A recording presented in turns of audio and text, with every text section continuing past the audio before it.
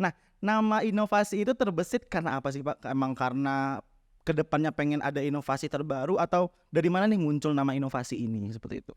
Nah, sampai sekarang masih berjalan program itu, bahkan hingga saat ini program inklusi ini menjadi rujukan di Kota Malang. Saya kok bisa menggaransi Mas Fauzan, hari ini tidak ada di Kota Malang yang punya program kelas khusus tahfiz.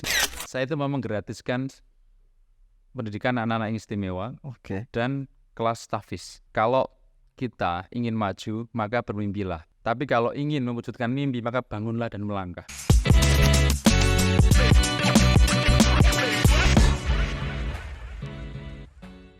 Halo, assalamualaikum warahmatullahi wabarakatuh. Selamat datang di Muda Inovasi Podcast. Nah, ini adalah podcast terbaru teman-teman dari channel SMP 2 Muhammadiyah Kota Malang. Nah, di channel ini kita akan membahas banyak banget hal menarik dari SMP 2 Muhammadiyah Kota Malang atau sering kita kenal dengan Muda Inovasi. Nah, mulai hari ini atau episode kali ini kita akan kedatangan atau berbicara dan berdiskusi dengan salah satu orang yang menurut aku ini adalah orang yang berperan banget sih untuk perkembangan dari SMP Muda Inovasi ini. Siapa lagi kalau bukan Kepala Sekolah SMP Muhammadiyah 2 Kota Malang. Mari kita sambut Bapak Supriyanto MPD. Halo Bapak. Gimana kabarnya hari ini Bapak? Sehat? Alhamdulillah. Harus selalu sehat ya Bapak ya, karena siswa kita juga harus sehat-sehat semua, apalagi kepala sekolahnya pasti harus sehat juga. Nah, kesibukannya gimana nih Pak hari ini? Lagi ada kegiatan kah di luar atau sekarang emang lagi enjoy di sekolah gimana? Ada kegiatan ini Mas, Oh, apa namanya itu, penyemaraan HUT RI itu, oh, good. anak IPM, ya. Oke, jadi anak IPM yang harus. Semuanya anak IPM yang handle itu. Wah, luar biasa banget. Tepuk tangan untuk teman-teman. Luar biasa banget, sekarang udah nggak perlu guru lagi berarti Bapak ya. Udah diserang. Berarti tapi udah penyelenggaranya udah di. Jadi di sini kita biasakan anak-anak untuk menghandle semua kegiatan Mas Fauzan. Ada anak IPM, ada anak HW itu yang kita gerakkan memang. Seperti kemarin sampai alat itu semua yang ada anak-anak ini HW. Wow. Semuanya itu dari awal sampai selesai itu. Kemudian acara kelas meeting termasuk ada HUT RI hari ini tuh. Anak-anak yang bekerja ya bikin proposal, perencanaan, negosiasi dengan kepala sekolah dan sebagainya. Waduh. Mereka semuanya sendirian itu. Pelan-pelan Pak Supir baru udah wow banget ini ya. Program-program dari Bapak Kepala Sekolah emang SMP Muhammadiyah 2 ini emang keren banget, emang harus dicontoh untuk sekolah-sekolah yang lain. Nah, sedikit ini Bapak, mungkin kita mulai dari pertanyaan basic dulu mungkin ya Pak. Ini kan SMP Muhammadiyah 2 atau sering dikenal Muda Inovasi.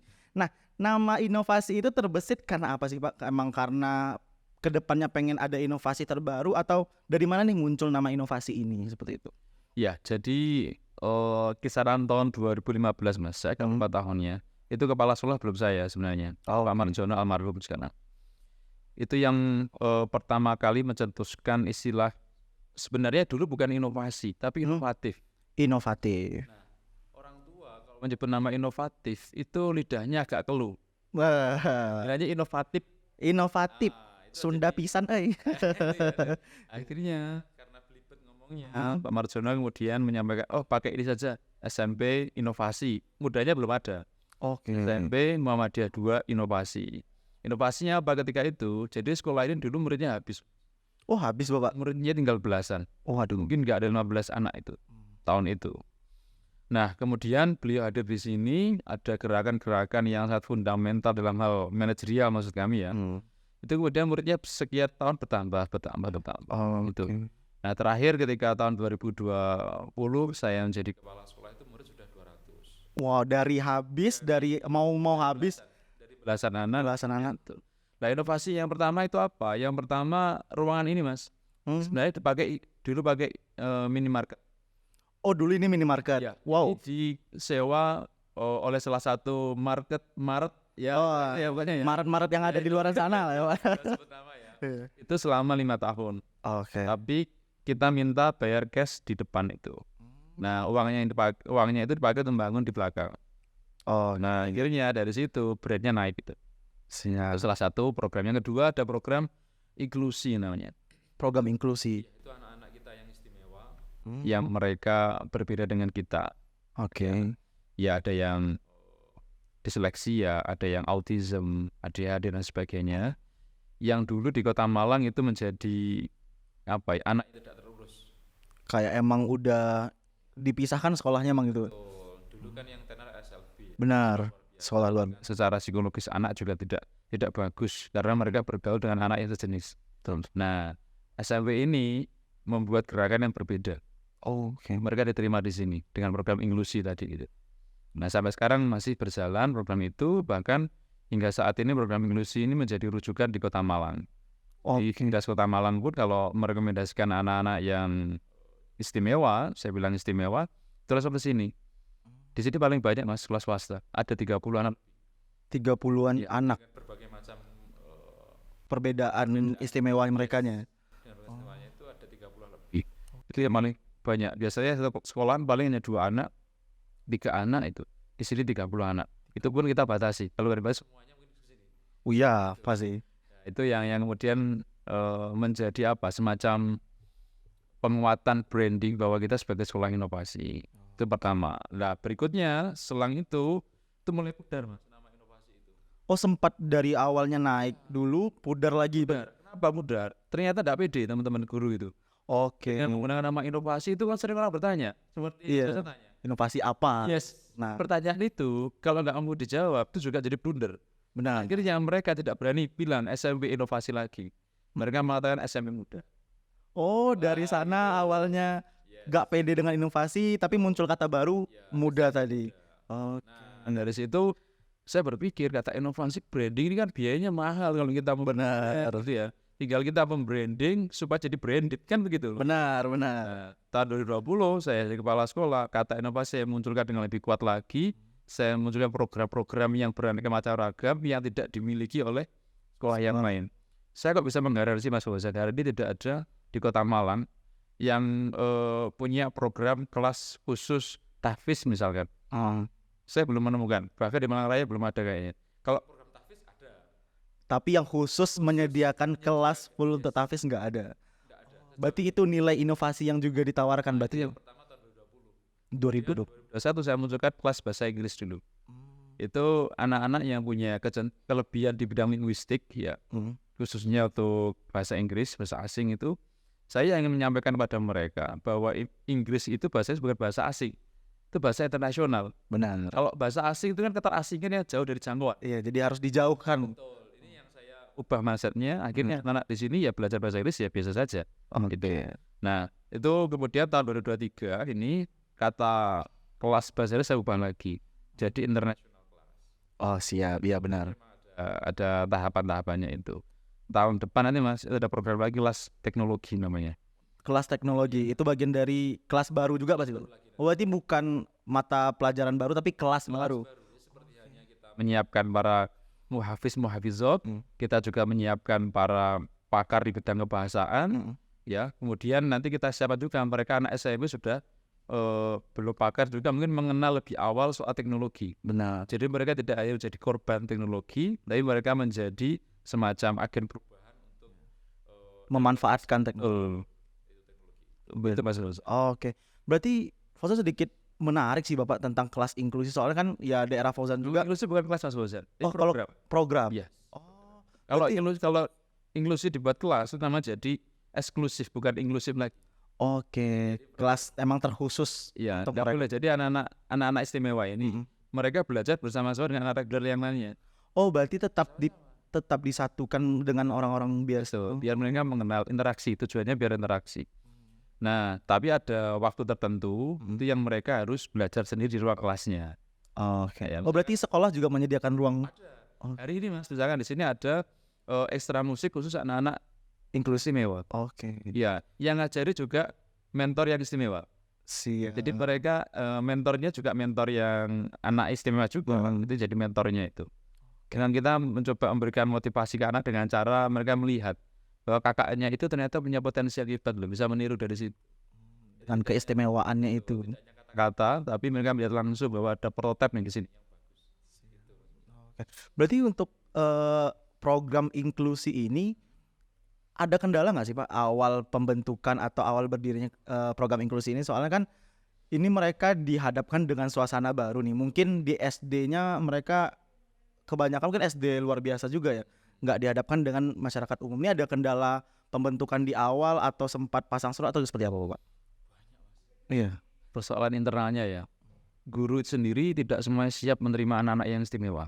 Kita sendiri di awal itu sempat terjadi semacam konflik horizontal antara guru pendamping khusus yang mereka mendampingi anak-anak istimewa dan guru reguler yang mengampu mata pelajaran ya umum lah itu. Itu sempat terjadi persoalan yang cukup pelik itu. Sampai saling mengatakan mereka ini kan tugasnya tidak terlalu banyak dan sebagainya ya. Kemudian dari luar kita pada sebut SLB. Oh, karena itu jadi di brand Karena menerima anak-anaknya seperti itu. Tantangannya juga begitu. Ketika ada isu itu mencuat, pengaruh ke PPDB. Ya. Dari dalam kita ada persoalan yang belum tuntas, dari luar diajar isu yang seperti itu. Wah, ini tahun 2017-an barangkali itu terjadi Dari internal, dari eksternal ada pengaruh jadinya. Nah, tapi akhirnya tahun 2019-20 itu kemudian program inklusi itu kemudian menjadi brandnya Kota Malang. Justru jadi value tersendiri. Iya, itu yang kemudian di mana sekolah inklusi yang bagus, SMP inovasi. Itu akhirnya. Itu memang proses itu kan dilalui harus begitu. Emang hidup penuh proses Bapak ya. Mas Fauzal lah, mau nikah juga proses gitu kan. Bener. Oke, tapi belum ya teman-teman, sabar dulu. Jadi panjang berarti perjalanan untuk menuju sekarang sebagai sekolah yang benar-benar mengayomi, benar-benar merawat lah istilahnya anak-anak istimewa ini, bukan hanya sekedar memisahkan mereka dengan kelas-kelas lainnya. Itu waktu paling enggak hampir 10 tahun Mas. 10 tahun yang lama banget. Kayaknya kalau Fauzan skripsi 10 tahun juga agak berat ya. Berarti ini sekarang udah jadi branding tersendiri, bahkan dinas-dinas pendidikan juga di Kota Malang juga nyarankannya juga ke sini gitu Pak. Dan menariknya, Fauzan kemarin juga survei kan ke beberapa anak-anak yang ada di SMP ini. Mereka itu memang diperlakukan sama gitu Pak. Sama dalam hal ini ya nggak mungkin diperlakukan sama dengan ini orang-orang biasanya, tapi adil gitu Pak. Nah, untuk mencapai keadilan yang sama rata itu bagaimana cara Bapak? Tadi kan juga ada masalah internal dengan guru. Nah, itu ngatasinya itu seperti apa Bapak? Kesetaraan itu gimana dua Mas. Yang pertama equality. Ya. Yang kedua equity. Benar. Jadi kita tidak menyamakan tapi menyetarakan. Ya. Artinya begini. Anak-anak tentu tidak bisa dibuat persis sama. Bahkan setiap anak, anak yang reguler pun yang normal pun itu berbeda satu dengan yang lainnya. Benar. Maka di Kumer ini kan kemerdekaan muncul nama istilah diferensiasi pembelajaran. Iya. Karena baseline-nya anak-anak beda-beda. Apalagi anak yang jelas-jelas berbeda secara intelektual, secara fisik. Tentu tidak bisa kita menyamakan prosesnya. Ketika ada reward punishment-nya juga tidak mungkin sama. Tapi kita coba memberikan ruang-ruang untuk anak-anak yang istimewa ini untuk mengeksplorasi diri mereka sesuai dengan potensi yang dimiliki. Itu keadilan yang kami ciptakan. Dan yang kedua, anak-anak di sini itu yang istimewa itu tidak dibolehkan bahwa shadow. Shadow itu istilahnya apa ya? Shadow teacher itu di mana? Oh, pendamping. Guru pendamping. Yang mendampingi mana-mana. Itu tidak boleh kami di sini. Oke. Yang mendampingi siapa kemudian? Temannya yang lain. Oke, baik. Di sana lah mulai timbul rasa-rasa saling memiliki itu Pak ya. Sempat terjadi misalkan kan di sekolah ada bullying misalnya. Iya. Karena berbeda yang bela bukan gurunya Mas, tapi teman satu kelasnya. Wow, luar biasa. Jangan begitu. Sudah biarin aja. Yang begitu ya. Jadi itu yang budaya itu yang menurut saya sulit dibangun hingga butuh waktu 10 tahun ya begitu itu. Dan guru akhirnya memahami, ketika guru sudah memahami, murid sudah pasti kan memahami. Benar. Jadi ada anak kami itu, saya nggak sebut nama karena biasanya tidak pernah orang tua itu. Itu setiap waktu sholat mulai itu Ramadan asar, itu dia langsung pegang mikrofonnya untuk azan. Wah, itu azannya tapi kan terbata-bata, tidak seperti yang normal ya. Kita beri kesempatan itu, azan silakan. Ada sunnah Mas. Benar, ya kan. Bahkan dia nggak bisa ngelasin ini ya, dia ngaji dengan caranya sendiri. Kita biarkan. Wah, karena itu bagian dari pendidikan. Dan kita sampaikan ke anak-anak ini sahabat kita. Ini berbeda dengan dari kita. Tidak perlu kita salahkan, tidak perlu kita sorai, kita terima. Berarti sekolah juga memberi ruang sebenarnya. Baik, untuk mereka berinovasi. Jadi ya inovasi itu di sini berarti bukan cuman kata-kata doang, Pak. Berarti ada implementasi yang real emang di sekolah ini. Wah. Anak kami yang inklusi yang istimewa itu dia bahasa Inggrisnya itu seperti native dari Wow. Inggris, dari Amerika itu sudah. Kemarin saya ngundang dosen UMM juga itu Iya. dari psikologi. Itu orang Australia asli. Oke. Kita bawa ke sini itu. Dia ngobrol berdua sudah logatnya sama. Bukan hanya tahu maknanya, logatnya sudah sama itu. Wah, emang Gitu. kita aja kalau Pausan sendiri Pak bahasanya juga masih Kalau kita ngangong-ngangong. Iya. Kita mungkin bisa speaking, cuman tetap medoknya kelihatan, Iya. aksen Indonesia aja kelihatan. Jawa Inggris loh. Kalau enggak, Emang native banget. dan hari-harinya dia ngomong dengan bahasa Inggris, Wah. dan dia juga pintar coding, Mas. Wow. Nah, itu kelas 7 loh itu, codingnya pintar. Dia sudah lulus sekarang. Nah, ini ada anak istimewa juga, baru kelas 8 itu, pintar main musik, Mas. Pinter main Piano, keyboard itu sudah jagoan dia itu. Nah, ini yang kemudian kita tidak tahu bahwa Allah itu memberikan ujian itu pasti sesuai dengan takarannya, dan tidak mungkin Allah itu menciptakan sesuatu dengan tidak sengaja, Iya. tanpa terencana, dan gagal itu nggak mungkin. Yang gagal itu kita. Ada anak hamil 9, Mas, itu jangan ketemu Mas Fauzan. Hafal 7 juz, Mas. Wow. 7 Dia juz. hafalnya tidak dari membaca, Mas. Bayangkan, dia membaca bisa, cuma dia nggak hafal. Dia dari mana menghafalnya itu? Mendengar, Mas. Dia mendengarkan, hafal dia. Wah. Bayangin itu. Jadi kalau ada gibah tetangga dia kayaknya apa? Luar biasa. Tapi dimanfaatkan untuk menghafal itu 8 juz ya Bapak ya? Wah, 7. 9. Saya lupa kan. Wow. Itu. Luar biasa. Dan saya tes beneran itu, mendadak itu. Mas, mau nggak mimpin proyek hari ini? Iya. Ya nggak mikir. Iya, itu aja. Depan ya? Iya. Sekarang? Iya. Surat pegang. Baca surat ini. Langsung hafal, Mas, itu. Masya Allah. Begitu bayangin. Emang Itu kalau normal, belum tentu lah. benar. Benar. Itu kalaupun normal kita membaca ya ada prosesnya, tapi beliau langsung dikasih, ditunjuk, langsung bisa. Emang karunia Allah ya teman-teman, itu bentuk dari kebesaran Allah Subhanahu wa taala. Masya Allah. Nah, berarti tadi Fusen juga dengar pendapat dari Bapak atau statement dari Bapak bahwa kelas tahfiz itu di 2020, Bapak. Iya. Itu pada saat pandemi kah? Iya. Nah, itu struggle-nya seperti apa, Pak? Itu kan kita ada program baru, otomatis branding lagi keluar, ada COVID. Jadi istilahnya udah jatuh tertimpa-timpa gitu. Itu gimana cara sekolah Ini yang gila, Mas. Oh. Saya dilantik jadi kepala sekolah ketika pandemi. Waduh, emang dikorbankan. Saat itu saya ingat tahun 2019 itu kan mulai ada COVID tapi masih di Wuhan itu ya. Iya. Saya belum kepala sekolah. Saat itu saya sebagai konsultan pendidikan di sini. Jadi belum jadi kepala sekolahnya. Mendampingi KS Pak Marjono itu untuk membuat program-program selama setahun itu apa yang kiranya menarik itu. Saat itu 2019 itu SMP Inovasi sedang sulit-sulit cari murid, Mas. Oke, SPP sampai di tekan banget. kan ke bawah banget, bahkan yang nggak bayar tuh banyak, Mas. Nggak Iya. laku, Mas. Iya. Ada terasi kepala sekolah, saya kepala sekolah pas pandemi jebret itu, Mas. Agustus saya ingat betul itu. Story Allah, terus saya harus berbuat apa seperti ini. Saya berpikir, saya akhirnya saya kan dulu Mas di Ngawi itu kan pernah jadi ngurusi kehumasan juga di sekolah Muhammadiyah juga. Saya nggak bisa sosialisasi langsung ke SD. Benar. Karena kan di Lockdown semua. Nggak bisa sebar brosur, Benar. nggak bisa pasang itu spanduk, nggak Spanduk juga. gimana solusinya ini? Saya mikir, ini kan kayaknya musim-musim Instagram ketika itu. Benar. Media sosial lagi tinggi-tingginya. Iya kan saat itu. Iya. IG lagi kuat-kuatnya, YouTube sudah berjalan lama lah itu, gitu ya.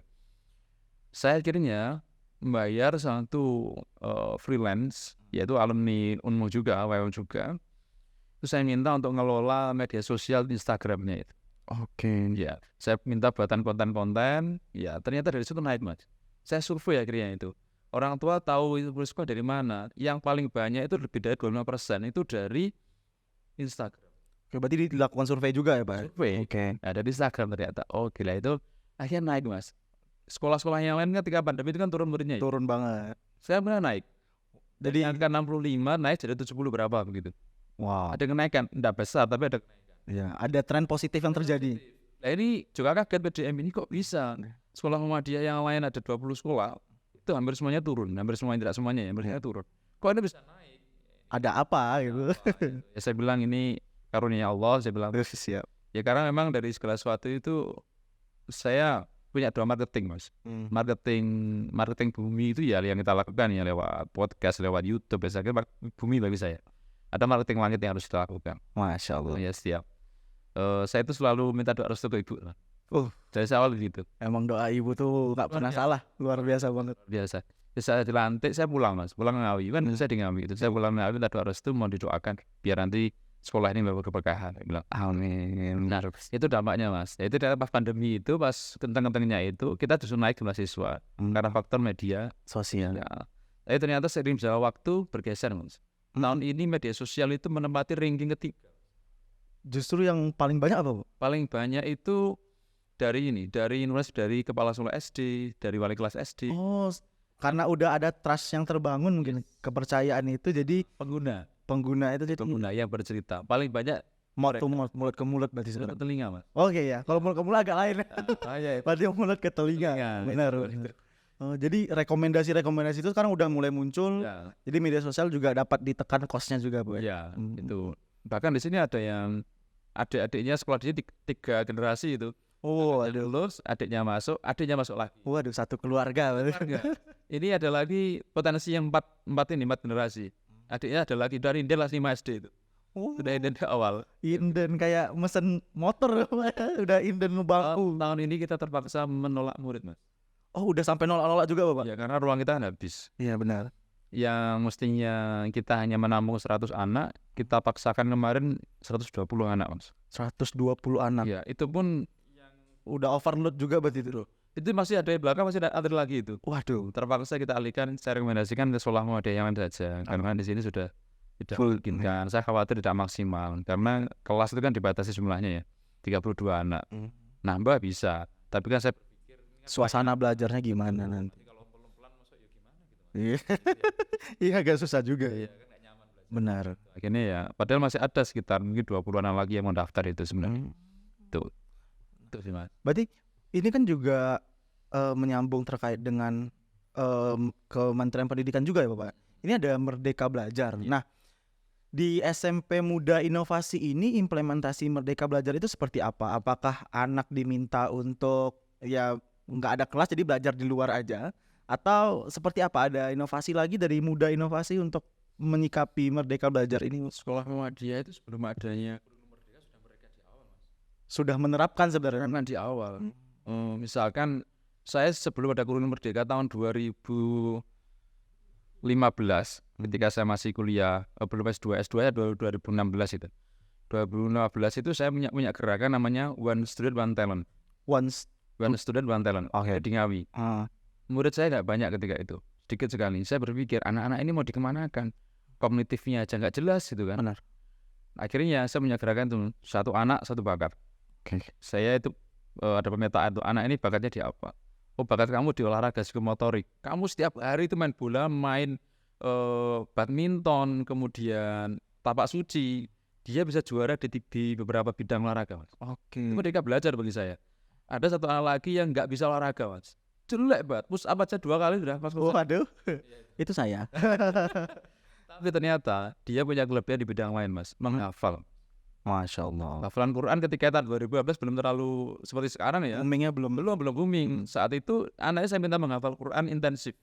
Kelas 4 atau 3 dia gak terlalu pintar Mas. Berhitung dia hanya calistung bisa. Tapi kalau sudah mulai complicated perhitungan dia. Ada integral ada. Sudah dia pusingnya setengah mati. Akhirnya saya minta setiap hari menghafal Quran. Itu belum ada. Seperti sekarang kan semua sekolah Islam pasti ada program itu sekarang. Tahfiz. Dulu enggak ada. Bagi saya Merdeka Belajar itu. Anaknya di akhirnya dia bisa menghafal 2 juz ketika lulus sekolah. Itu saat itu banget itu. Iya, 2 juz.